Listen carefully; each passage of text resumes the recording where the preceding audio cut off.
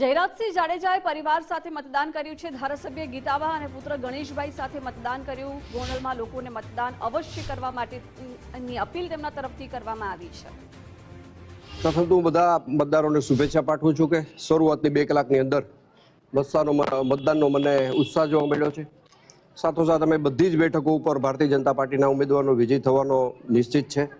સાથોસાથ ગરમીની સિઝન હોવાથી શહેર અને તાલુકાની જનતાને મારી નમ્ર વિનંતી છે કે આજે કદાચ તાપમાન વધુ છે તો બધા શાંતિથી મતદાન કરો।